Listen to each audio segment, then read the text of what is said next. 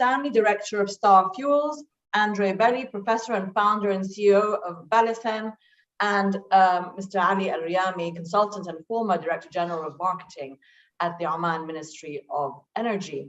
Thanks very much, gentlemen, for joining us. Andre, I'm going to start with you today. Is it game over in Russia? I don't know whether it started and what we are talking about game over and what we are talking about actually. If you're asking me about the eventual or possible hypothetical invasion, I have never believed in a direct invasion. And it's not only me who didn't believe, the large part of Russia specialized community were reluctant about possible large-scale attack against Ukraine.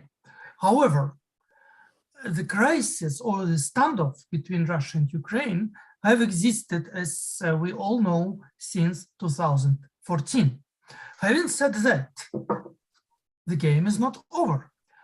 And we have to remember that between a full invasion and a simple dissuasion, there is a large ground in the middle which can be used. So I would not say that suddenly the eastern part of Ukraine going to become peaceful, suddenly territorial disputes between Russia and Ukraine going to be solved, suddenly Ukraine becomes very pro-Russian or Russia becomes very pro-Western, but there are, or let's say like this, risks of a full-scale war are of low likelihood, I would say. Okay, and so, all right, so then you could argue that it's all been for domestic purposes from Putin's point of view. But the point is, as far as the oil markets are concerned, you know, they're still reacting to this tension, and they have taken a bit of a calming tone since yesterday. But you know, when do you see the rhetoric might change from Russia's side? You know, is this going to be just a status quo? We're going to have tank troops on the border, and that's it? The thing is that when you look at the Russian semantic, the Russian discourses, Russia never says that they're going to invade Ukraine. Yeah, so what are they doing? That's what others are reacting as, and the only country which doesn't react accordingly is Ukraine. Ukraine is the only country with Russia together who say we do not believe in a full invasion.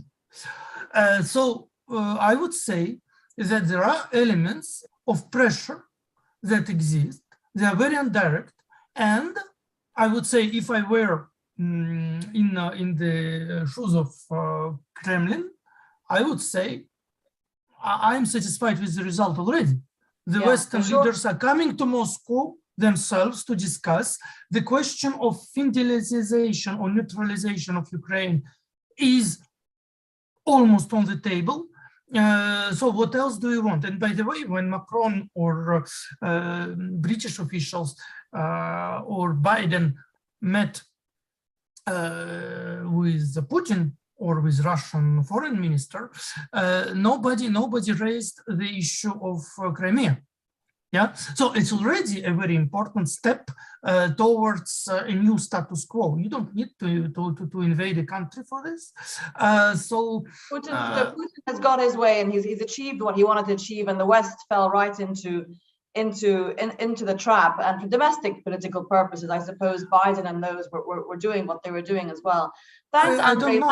Matt, just to go to you onto the impact on the oil price, some have said the geopolitical risk premium has been as much as $8 or $9 in the current price because of the tensions there in Europe. Others would disagree, and then we've got, you know, a very bullish outlook for this year and next year. Some people calling for an average of above $100 for 2023, looking as far forward as that.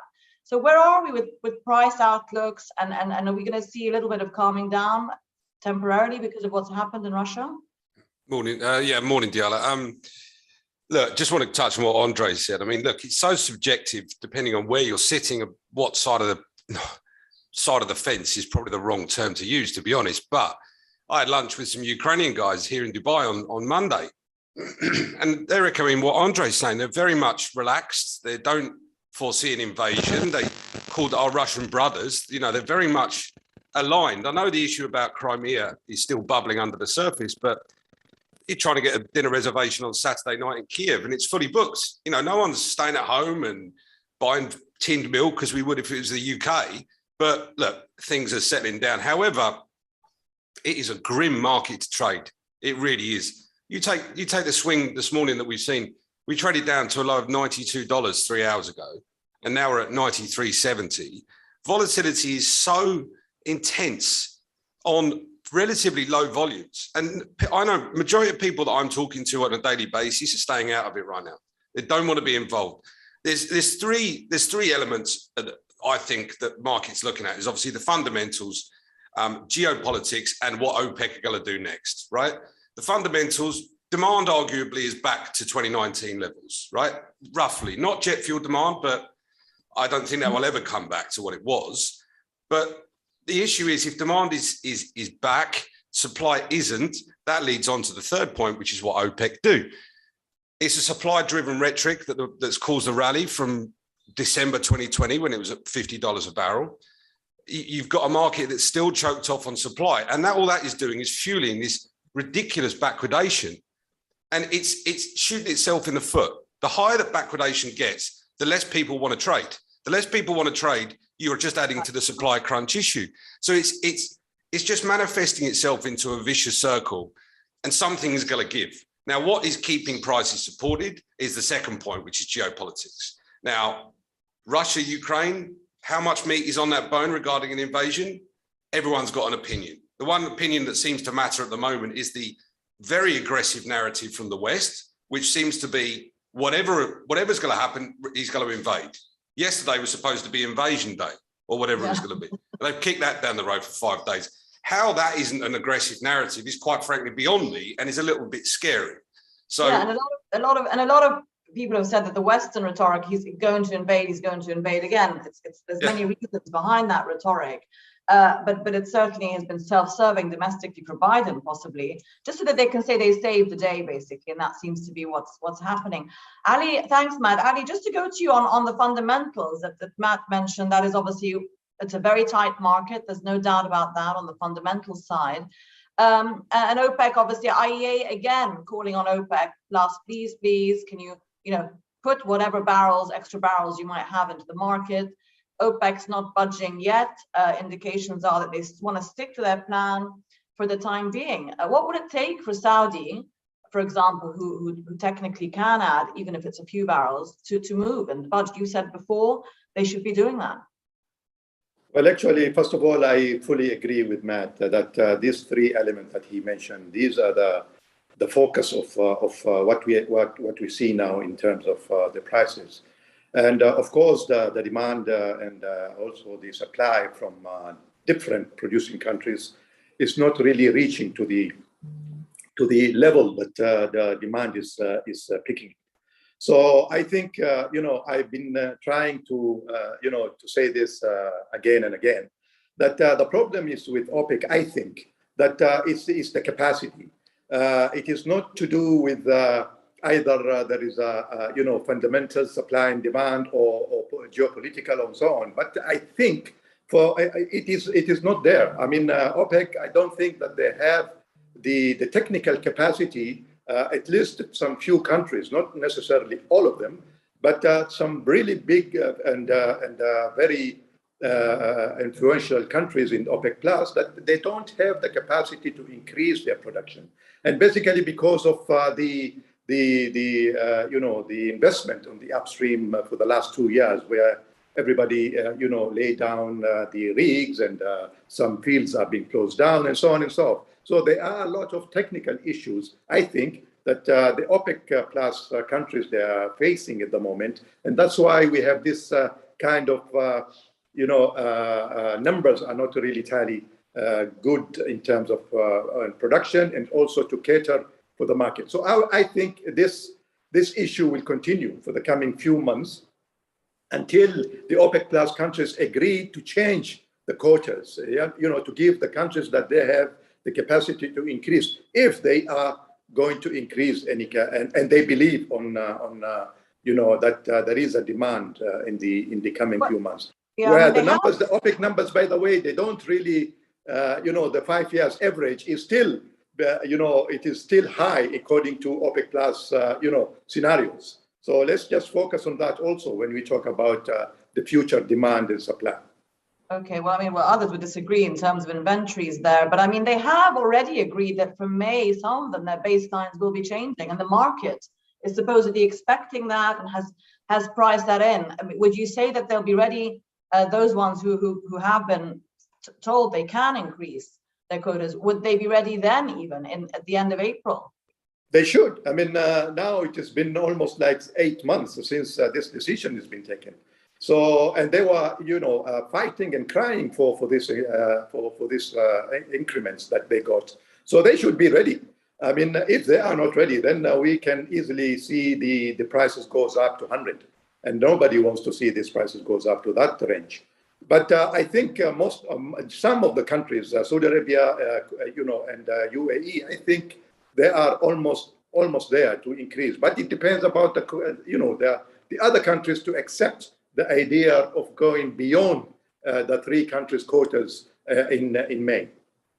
Matt, do you think, just to go back to you on prices, do you think we'll see the prices and the market run out of steam if we do get, what extra supply will it take at this juncture at the end of the first quarter on a fundamentals basis to kind of temper prices maybe back to below 90?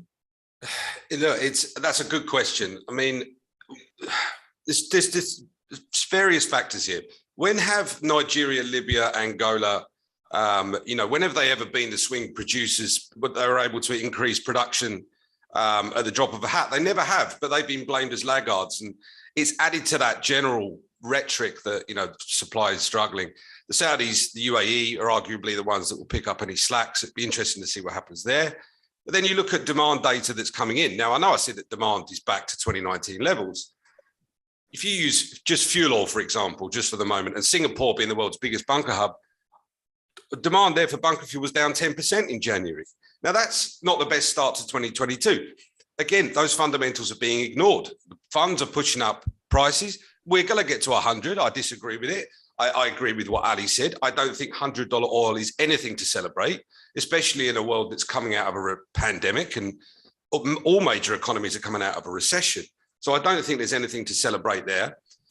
It will. What about middle distillates? That's pretty tight. That's even tighter than crude in a way, right? Yeah, I mean, that gas oil really got a boost when we saw the BTU or the gas crisis in Europe, right? Because let's say in the middle of Q4 last year, as people started to panic and people were opening up their energy bills and going, it's going to be a lean Christmas because I've got to pay my gas bill. Diesel really got carried away with that rhetoric, with that gas issue, and prices went up exorbitantly on gas. Diesel followed. Look, it's the middle of February. I spoke to a mate yesterday and it was 12 degrees in London. Now that is almost tropical in the middle of August, let alone the middle of February. So yes, what happened last night when we saw a headline about Iran, prices came off. And again, this fragile state the oil market faces itself with. The one part of the barrel that did collapse was gas oil. Gas oil at the moment is down $23 a tonne this morning. Cracks have come off. The general diesel complex is down. Whether that's to do with Iran, I'm not sure. But no one is betting on that same pattern is going to be there in 2 hours' time. Market is so quick to snap back to where it was being based on one headline, whether that's a Russian one, a Ukrainian one, an Iranian one, a Venezuelan one. It's all to do around geopolitics at the moment. Where prices are going to go, purely based on where sentiment has been since the middle of Q4, we're going to 100 probably by the end of February. Now, you want to believe JP Morgan and what they have for breakfast?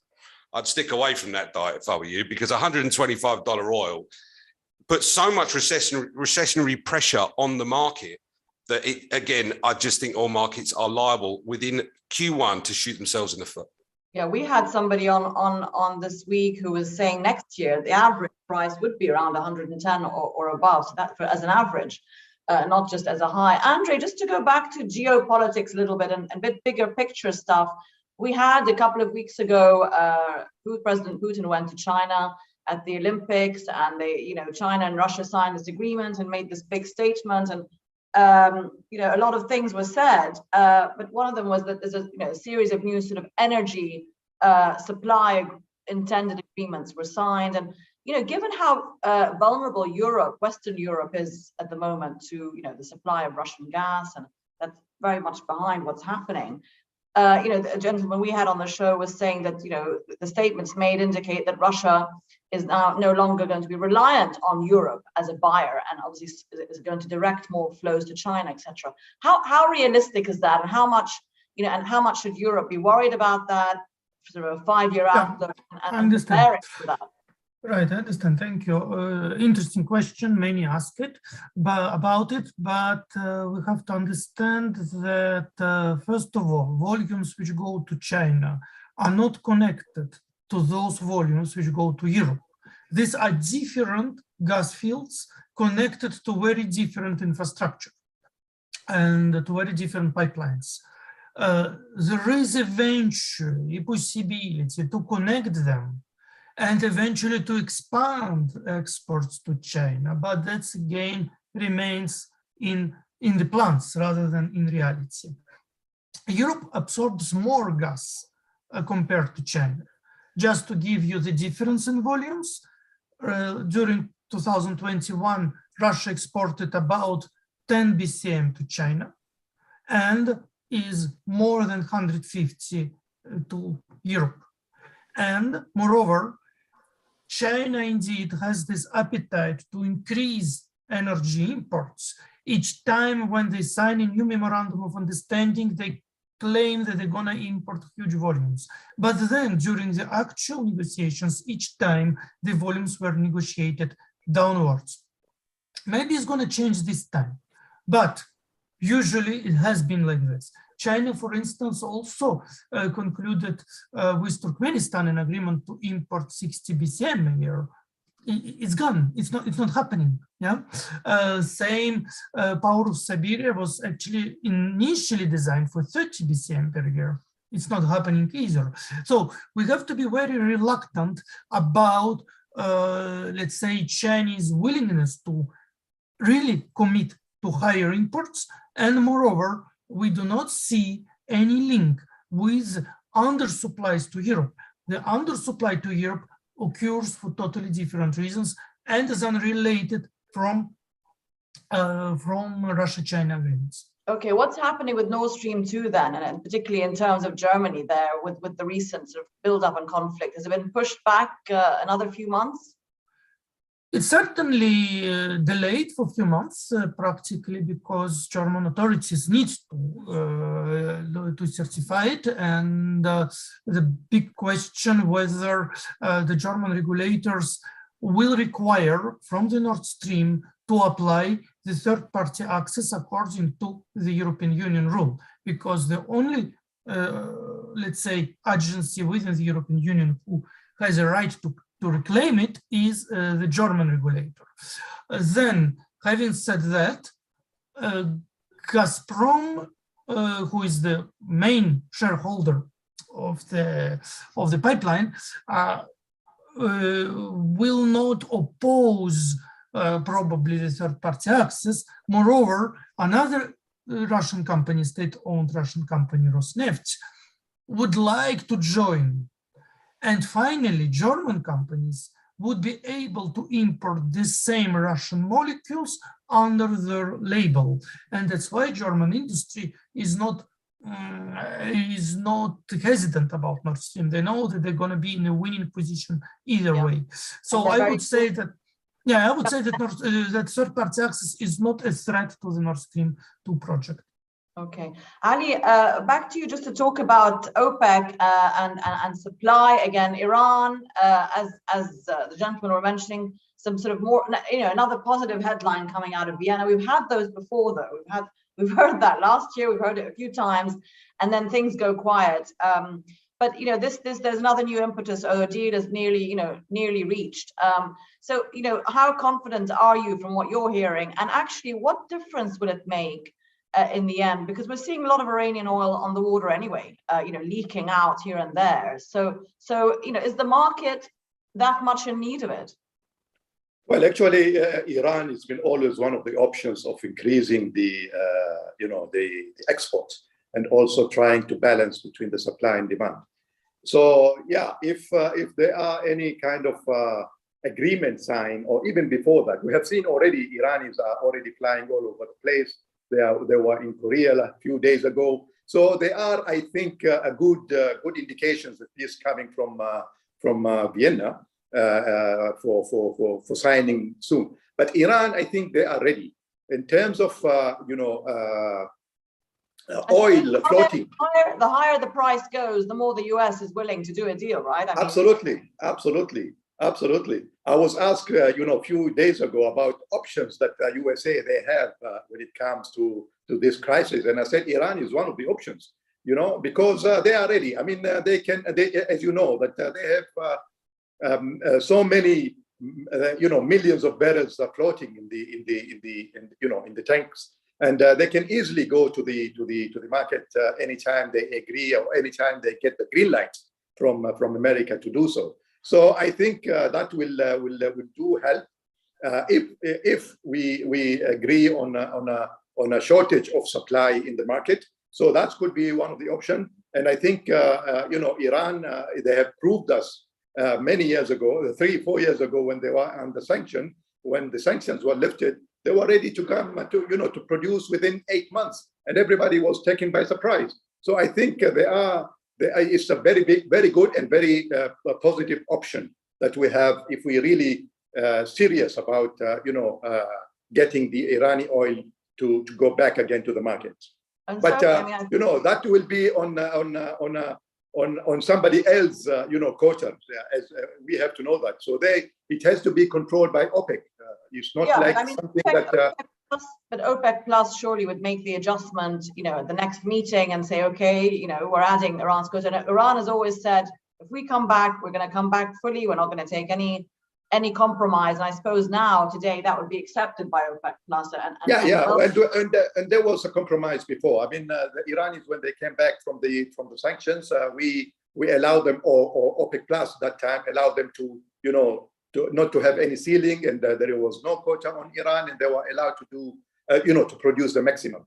So I think they will do the same this time, because it's not fair. I mean, somebody who is been in sanctions for many years, and then you again OPEC Plus go and do some quotas and ceiling on production. So yeah, Iran could be one of the options. You are right.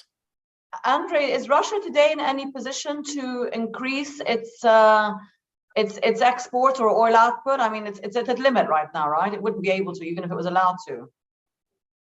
Well, it would, because there is a number of independent Russian oil producers who are actually willing to export more. And this quota system practically squeezes them within the rules, and the big companies like Rosneft and Lukoil are winners of the quota allocation. So I would say institutionally, if it reshuffles a bit the domestic allowance system and allows more oil to be produced and exported, then certainly the volumes will be increased. Matt, if we just look at that survey question we've just put up there, what's the biggest threat to global growth and demand?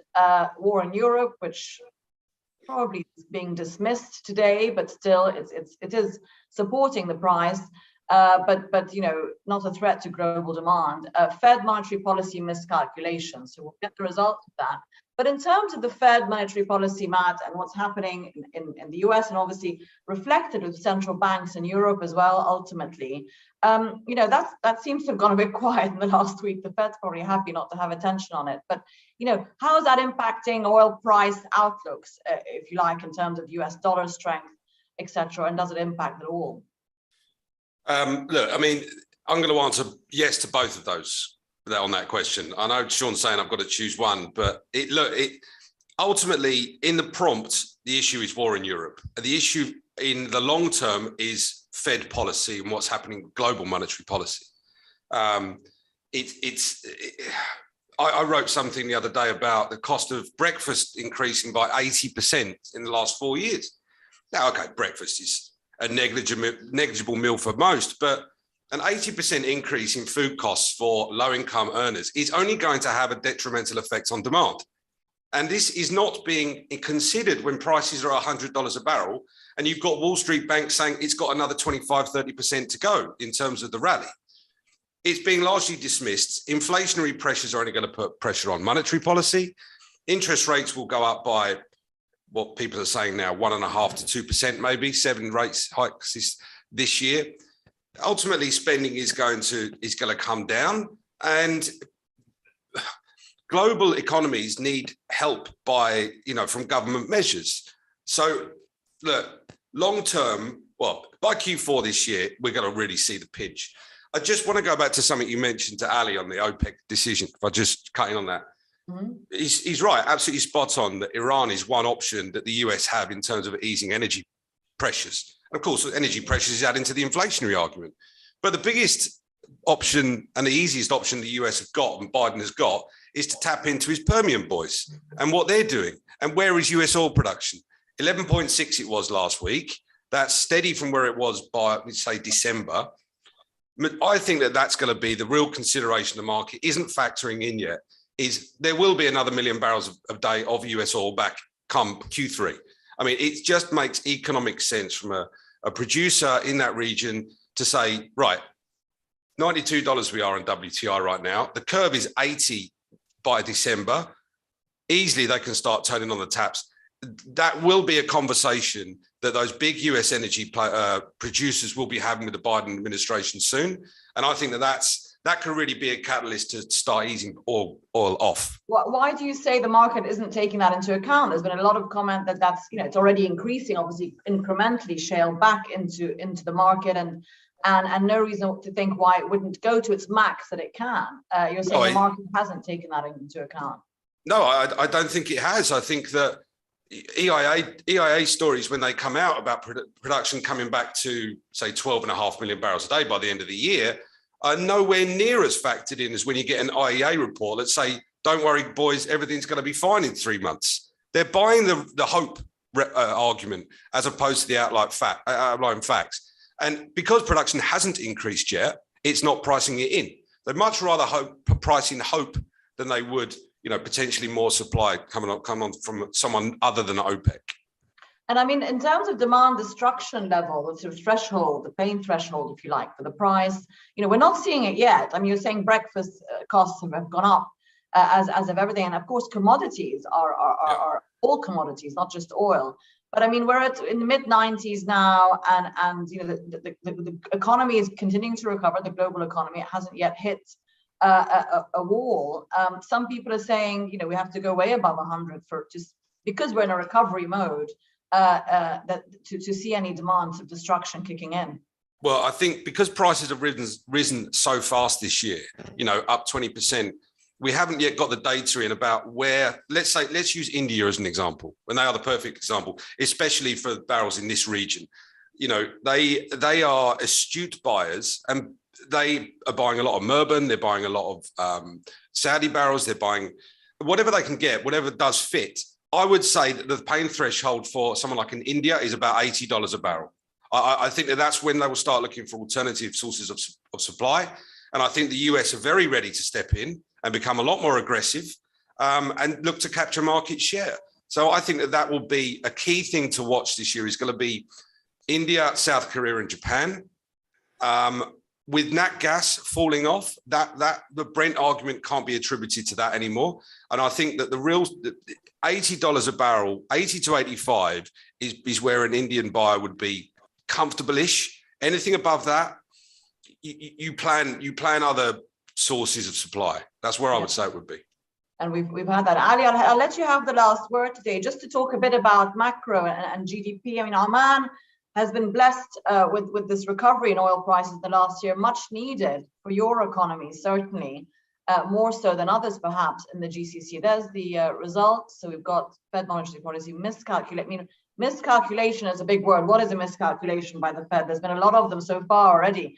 But Ali, in terms of Oman economy, just give us a a quick insight on the forecast for GDP this year, a good recovery maybe last year. Saudi's GDP forecasts are above 7% for the year ahead. Not to compare Oman to that, but how are things looking on that front and in terms of investment into the economy and projects? Well, actually, according to for the last 5 years plan in Oman, I think it is being boosted by this good prices that we see now, because the estimated price in the 5 years plan was much lower than what we see now. So any increase in the oil price, then it is just going to improve the good expectation about the future. So I think with tax plans will still be on track in Oman. Indeed, yes, because there are a lot of austerity measures in that plan. So I think we are doing very well. The government is really tackling the problems and the issues in the economy, and the price is just another extra boost for the plan. So I think when it comes to GDP, I think it has been improved a lot last year and this year, and I think there is a very we can see the light and through the channel now, and I hope that instead of us being in the difficult time for the coming 5 years, and this new and good prices will just shrink the period, and things are getting better. Let's cross our fingers that the prices will not collapse after 3-4 months from now, and I'm worried about that. Inshallah. Okay, we'll leave it on that precarious note. Thank you very much, Ali Riyami, Andre Belli, and Matt Stanley, for joining us this morning. Have a good weekend for those of you who are starting your weekend, and for those who are not, we'll catch up with you also next week. Thank you very much to our viewers as well. Thank you.